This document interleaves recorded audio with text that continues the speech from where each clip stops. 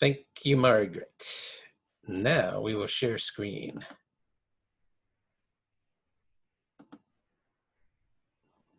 See if this works the first time.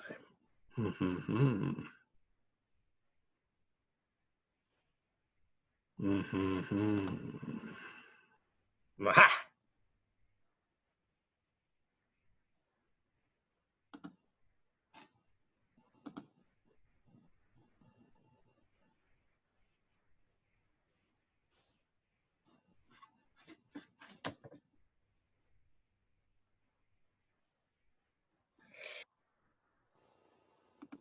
I don't know what's being shared. Hold on. Sorry.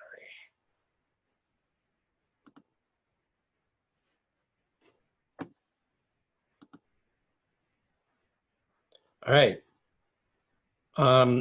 Somebody say something if you do not see a document that says Meditation, Judaism, and Self-Mastery, 10.3.21. I'll assume that's what's up. Okay. We're going to continue with mantra meditation. And I know we've covered a lot of material the last 6 weeks. So we're going to review because the Yomim Tovim, we've had some breaks. Okay.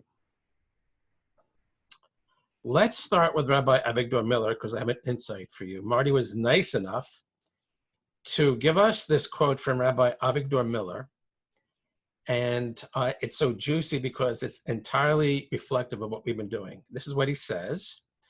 If you get the knack of using your mind as a bucket and you lower the bucket into the depth of the soul, you'll discover that there's endless wisdom there.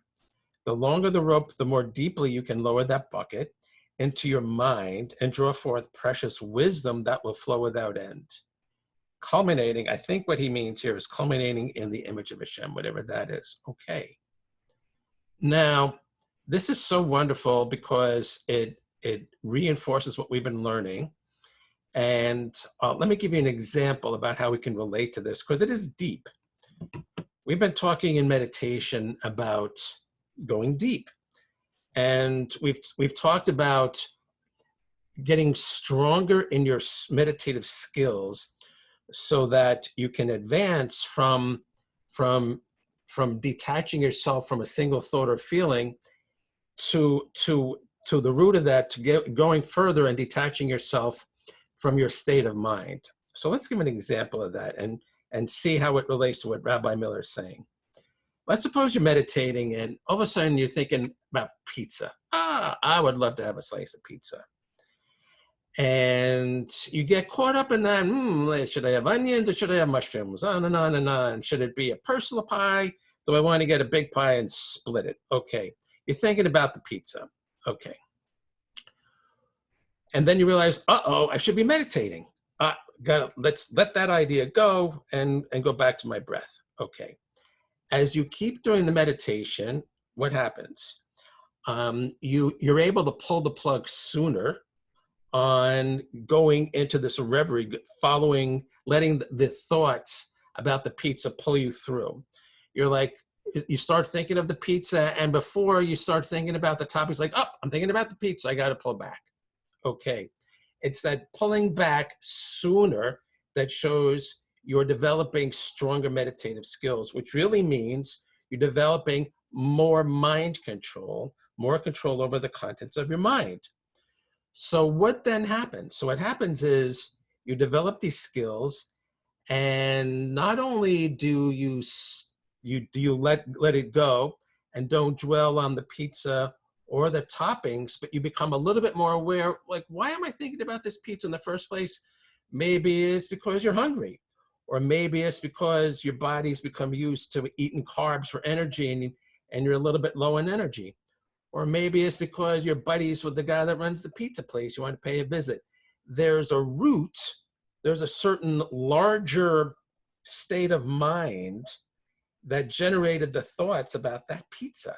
So it's no longer a question about what the toppings is, it's a question of why did you want to think about that pizza in the first place? That's a sign that you're getting closer to the root, the state of mind that's generating these thoughts and feelings that are popping into your consciousness as you're meditating. So you could see that's advanced.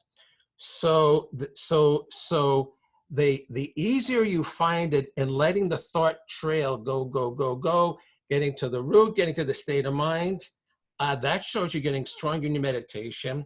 And that, I think, is what Rabbi Miller is describing when he says, using your mind as a bucket and going into the depth of your soul. You're able to get more to the root of things. Okay. And what he says is precious wisdom. Yeah, you've learned a lot that's in your subconscious, which he's equating to be part of the soul. And the better you are at letting the thought stream go, the pizza thoughts are kind of like the tip of the iceberg, but the better you are just letting that go and looking at what's at the bottom, below the surface of with the iceberg, the state of mind and the deeper motivations you have for thinking that stuff, that's a sign of lowering your bucket lower and lower. So he's describing the exact same thing we are practicing. And it's wonderful. So that's what it's about. And the only way you can understand this, the only way, as far as I'm concerned, is if you meditate every day. Just do the simple stuff we do. Gain that control over your mind. And you will be astounded at how much control over what you're thinking is and how self-aware you get. And that's exactly what he's talking about. There's a whole gold mine at the end of that rainbow type of stuff. Okay. So, mantras. Let's talk about mantras. Just to highlight where we're at. These are some of the points. Mantra meditation is very well known. Mantra is an Eastern term, and it's a phrase that's repeated over and over. TM, Transcendental Meditation, kind of made that popular in maybe 40, 50 years ago. Okay, and it has benefits, which we should remember. There's a bunch of benefits.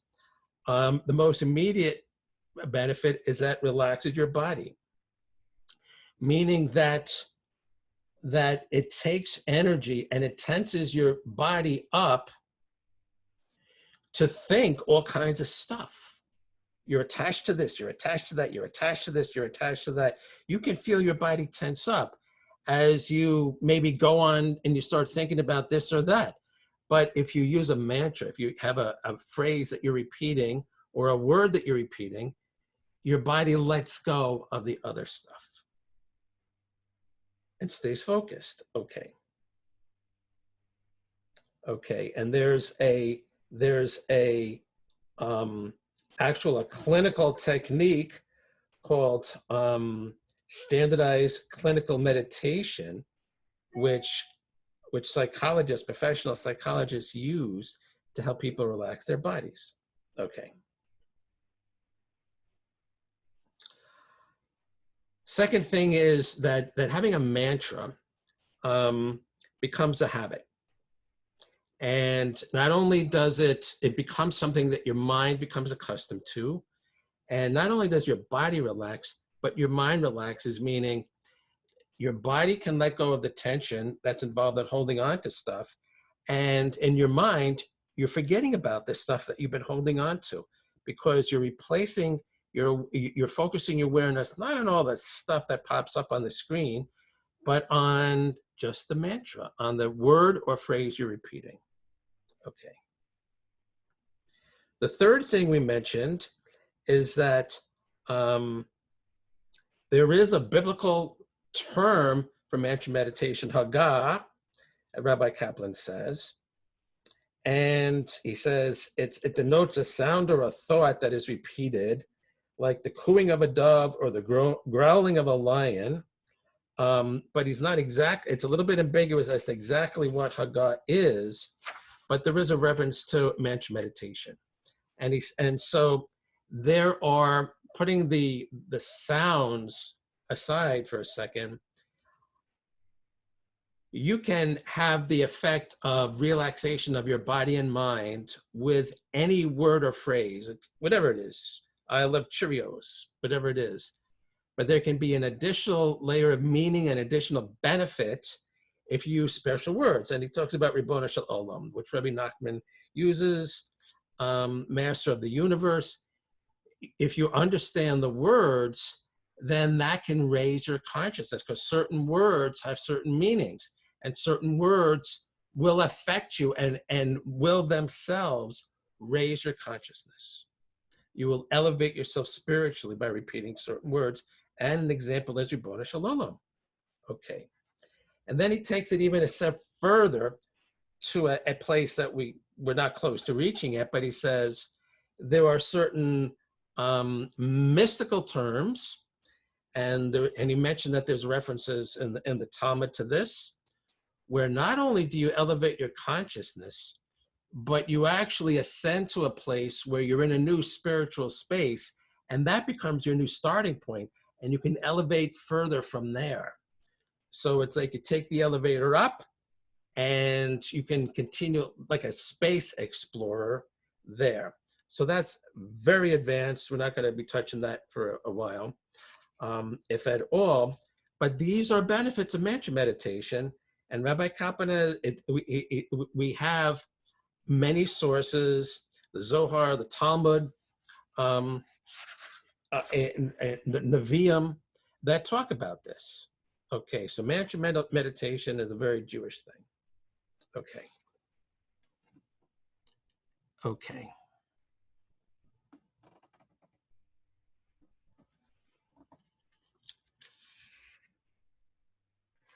Okay, Ribono Shel Olam, Rabbi Nachman's mantra. Okay. And again, he's reinforcing that if you want to get anything out of this, this is not a webinar here. This is, you got to do it. And he recommends, Rabbi Kaplan, 20 to 30 minutes a day, every day. So as I said on prior occasions, you don't bite off more than you can chew. You want to start with 10 minutes, do 10 minutes, but it's got to be consistent. It's got to be consistent. You will not see the results if it's not consistent. And it's like it builds momentum. You will find that if you do it with constant practice, you'll be able to go deeper more quickly once you start your meditation, because it's like your body's really used to it, and it retains what the accumulated effect of prior meditation sessions. But if there's gaps, like, oh, I'm going to do it this week, but I'm not going to do it for another couple of weeks, you lose that effect, and you have to work hard at regaining that. I think it's possible to regain it, but you're creating extra work for yourself. And, the clock is ticking. Let's take advantage of every day as an opportunity to really get strong in this area. Okay.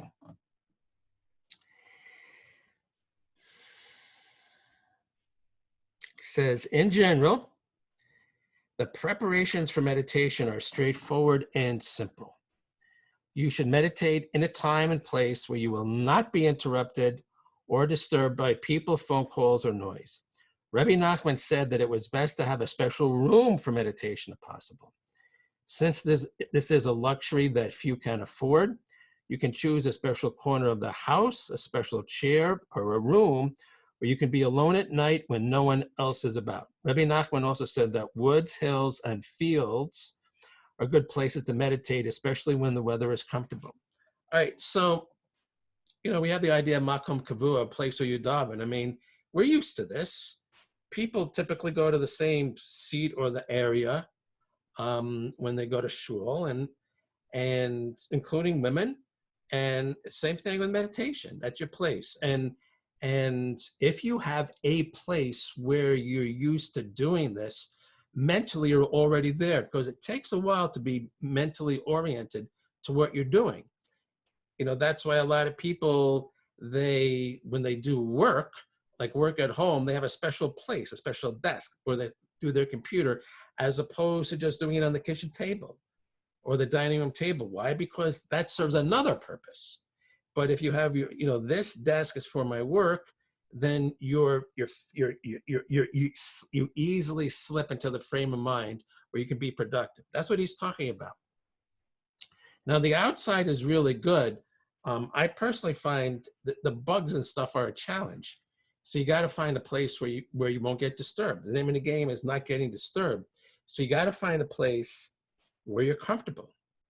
And having found that place, then yeah, it's the outdoors are very conducive to relaxing and giving your mind much softer stimuli than the stuff on screens and stuff. So it's much easier to get into a meditative state outdoors as long as you feel safe and bug-free.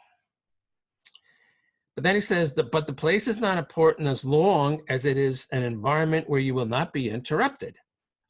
You can even meditate under the covers in bed at night if it is a place where you know you will not be disturbed, and Rebbe Nachman presents this as a viable alternative. An excellent place, if available, would be the synagogue when no one is around to disturb the meditative session. All right, the only catch about lying down in bed is that if you're tired, you're going to fall asleep. And it creates more of a challenge. Sometimes what I've done is, okay, I want to lie down doing this. I will meditate with my eyes open. So this forces your body to stay awake. And it is meditation. It's different. But sometimes my body needs to lie down. So you take your pick, but you want to be able to, wherever you're doing it and what position you're doing it, it's got to be a meditative experience. And if your body starts working against you because it's uncomfortable or because it's sleepy, then you're not going to be able to meditate. Furthermore, he says, many people associate meditation with the Eastern lotus position. However, we should remember that in the East, it was common to sit on the floor or on a mat, so that the lotus position was close to the norm, the normal comfortable sitting position for Eastern meditators. For Westerners, this position is difficult to learn and is initially quite uncomfortable. In practice, it is found that sitting in a comfortable straight back chair is just as effective. That's interesting. Yeah, I personally don't use the lotus. There was a time when I was younger when I did. Now I use a chair, but it's important that you're not sitting back in the chair. Like we say when we meditate in this class, you're sitting straight and you're structured, not stiff. But the problem is, if you're leaning against the back of the chair, you might be slumping a little bit. And at a certain point, you're going to become too aware of your body because your body's going to fight it a little bit.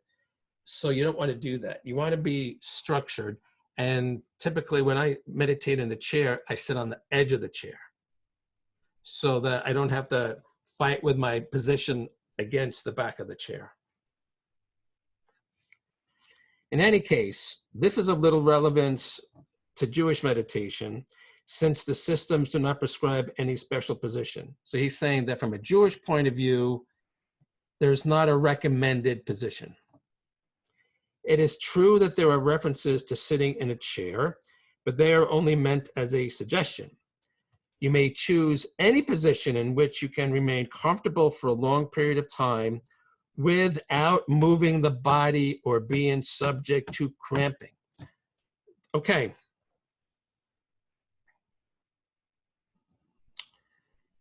Again, he's talking at a beginner's level, and he's prescribing a method to make it easy for people to get started meditating.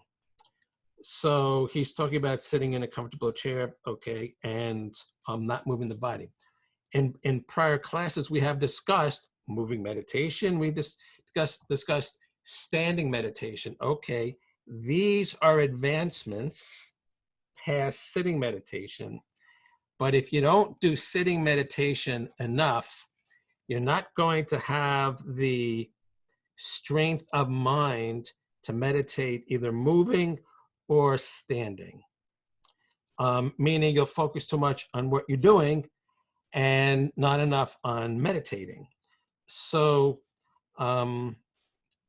no problem moving or standing if you get the sitting part down pat, and you can meditate you can remain focused on your breath when you're moving or standing, just as you would be when you're sitting. During meditation, he says, sit with the eyes lightly closed, totally relaxed. Your hands can rest comfortably on the table or on your lap. Your fingers should not be clasped or intertwined, as the Kabbalists teach that this should be avoided. Rather, if your hands are together, one should rest lightly on the other. Now, I know some people who are aware of energy flow would talk a little bit about this, because the position of your hands does influence energy flow. There's a difference between putting your hands on your knees, putting your hands like this, putting your hands like this. It does affect your energy flow, because energy goes out through the limbs. So once you get to a point where you're a little bit more aware of that, you can play with the hands a little bit. I always sit with my hands on my knees because it creates just a very soft energy flow, and it creates a circuit, because putting your hands on your knees, the energy that comes through your arms into your hands goes back through the chakras, through the energy centers in your knees, back into the system. So that's nice to have that going as you're meditating. And putting your hands together or in that Om position, that creates different circuits. So when you get to a point where you understand that, you can play with it. Before beginning a meditation, settle yourself in the place. This means sitting quietly in the place where you will be meditating, fitting into it, and making yourself at ease. During this period, try to relax completely, clearing your mind of all extraneous concerns. Some people find it helpful to hum a relaxing melody during this preparatory moments. This period shall last between 5 and 10 minutes. You know what this is? This is a Pasuke de Zimra. This is a song. This is what the function of the songs of praise. That's the function of those songs of praise prior to the official prayer service. And the function of Pasuke de Zimra is to get you in a davening mood, in a prayerful mood. It's very hard to just like pop in a shul, Hakadosh Baruch Hu, I'm here, let's go. So you need to get yourself in the right frame of mind. And that's the function of the preliminary prayers. So similarly, he's basically saying, get yourself in the mood so that your body and your mind are ready then to meditate. When we get, Bhante has a whole paragraph of stuff expressing goodwill and benevolence, which he says, it's like saying brachot is really what it is, which we'll get to at some point. So it could be a prayer. I have something I say before I meditate, before I train, and it gets you into the right mood, and which is important, so that prayer experience can be most productive, so that meditation experience can be most productive. In this respect, the advantage of meditating in the same place every day becomes clear. You will come to associate that place with the serene mood developed during meditation. And after a few days, the calmness becomes automatically as soon as you sit down in your meditation place. This tends to reinforce the process and make it easier to advance. Yes, exactly right.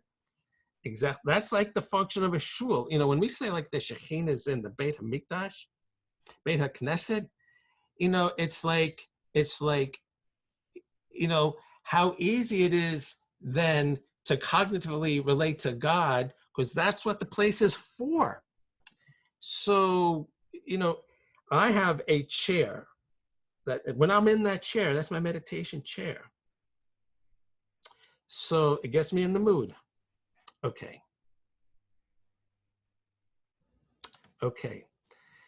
Let us assume that you are using Rebbe Nachman's mantra, Ribono Shel Olam. Repeat the phrase over and over, slowly, in a very soft voice. The meditative norm is that it should be said in the softest voice that you can comfortably pronounce. You can either whisper it or vocalize it softly, whichever is more comfortable to you. There are no firm standards regarding this in Jewish meditation. Some people find it easier to whisper the mantra. It is also permissible to mouth it without voicing it at all. It is not recommended, however, that it merely be thought in the mind, at least for beginners. If the mantra is repeated mentally without at least mouthing it, it can be interrupted by extraneous thoughts. He says the same thing about tefillah, and it's a very popular sentiment.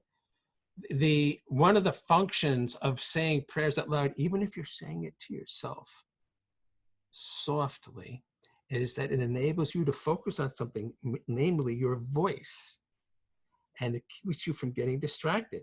So just as when you're saying, when you're davening, you might want to say it slowly to yourself. Similarly with meditation, and if you're doing the mantra, you say the mantras slowly to yourself. And it's only when you've mastered the skill of not getting distracted that you could say it totally mentally. And there's still sources that you'll see in Jewish texts about, you really have to say it out loud, even if it's low. But some of that stuff, I'm not sure that they would disagree that somebody who's very advanced in his focus couldn't say it just to himself. So, okay.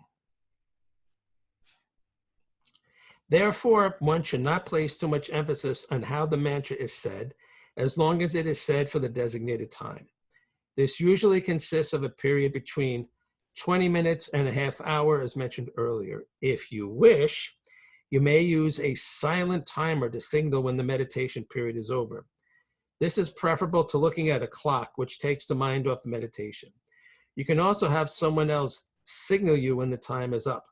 After a while, however, you will automatically know when the period of meditation is over. Very, very important. Don't look at the clock. That's a distraction. You lose your focus. Everybody's got a phone. Most people set the phone. And he's right. When you're used to meditating, half hour, whatever it is, when the half hour is up. And, there's been many times when I've had a designated time of a half hour, and all of a sudden, something pops in my consciousness. I bet you that thing's going to go off now, meaning the phone, there it goes. Another minute, boom.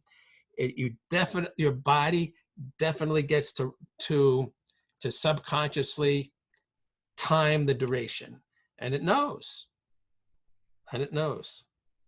Okay, we're going to stop here. This is very cool stuff. And we will continue next week. We don't have any Yom Tovim for a while, so we'll be able to go on a streak of uninterrupted classes.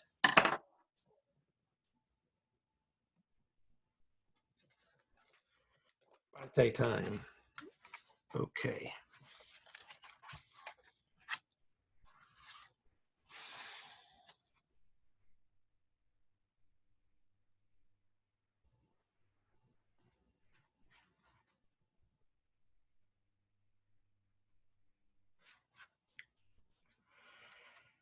Okay.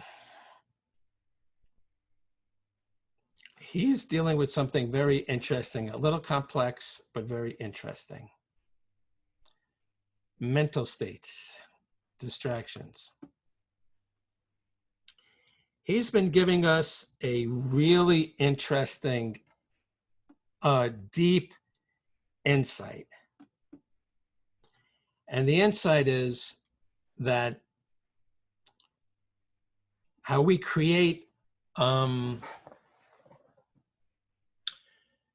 we get carried away with something. And the example he said is like you're meditating and you hear a bang, and all of a sudden it's like the bang is a sensation to have, which is just an outline of an awareness. And all of a sudden we're filling in the blanks. Like, what was that? Was that my neighbor? Oh, is that somebody I'm knocking on my door? Who could it be on the door? What time is it? Is it, this whole narrative pops up, and we're painting in the colors type of thing. And it's just a sound, let it go type of thing. And we talked about how that is like a template for what we do in our everyday lives. I mean, somebody could say, what did you mean by that? Is that what you meant? I can't believe you said that. The whole thing, interactions with people and things at the job, we get something which is fairly much a pure sensation, whether it's a sound we hear or something that somebody says or something we see. And it's like all of a sudden we're filling in this stuff. And he goes, the important thing is to recognize you're filling in this stuff. You don't necessarily have to fill in this stuff. Just understand, well, that's what happened. And you could deliberately try to find out more, but don't be presumptuous and let your mind run away with the whole experience unnecessarily, because you don't know enough.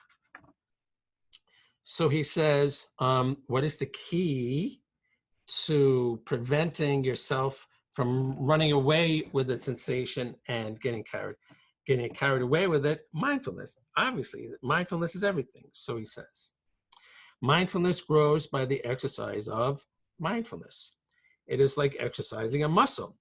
Every time you work it, you pump it just a little bit more.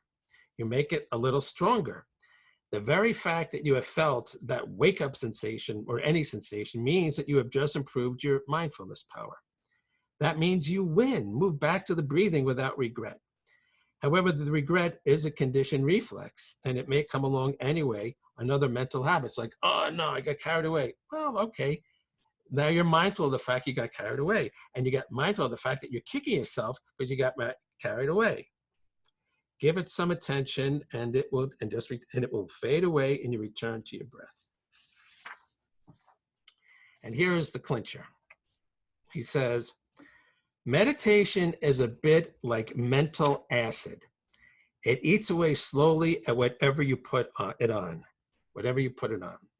We humans are very odd beings. We like the taste of certain poisons, and we stubbornly continue to eat them even while they are killing us. Thoughts to which we are attached are poison.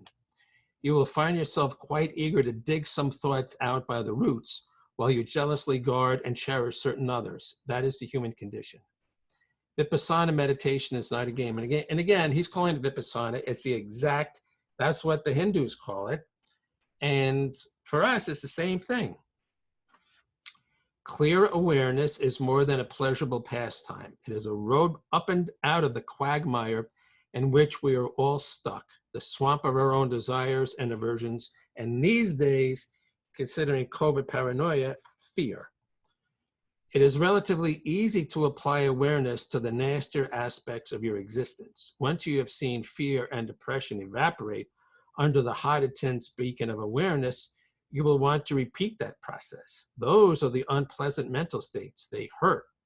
You want to get rid of those things because they bother you. It is a good deal harder to apply that same process to mental states that you cherish, like patriotism or parental protectiveness or true love. But it is just as necessary. Positive attachments hold you in the mud just as assuredly as negative attachments. You may rise above the mud far enough to breathe a bit more easily if you practice this meditation with diligence. This meditation is the road to enlightenment. Okay, and it's very worthwhile to travel that road. So this is a really Jewish idea. Why? Because we have this yin-yang whole element to the way we live. And one of the classic examples is the chuppah, the happiest day, breaking the glass in commemoration of the saddest times. Happiest times, saddest times. We train ourselves to not get super attached to either extreme. That's how we live. And that's why when you're in a Velut, but a Yom Tov comes and wipes out the Avelut, because there has to be room for simcha in addition to the Avelut type of thing. We do this all the time. So, and that's what he's talking about. And it's not something that is discussed from a Jewish point of view, but it's part and parcel of the way we think. So, and that's what he's saying. If you're a meditator, you're not going to get yourself super attached to the good or the bad. Yeah, that's good. I love it. But I'm also going to understand that it moves on, just as the bad stuff moves on. Okay. And that's very much how we live as Jews. Okay. Having said all that, we're going to meditate.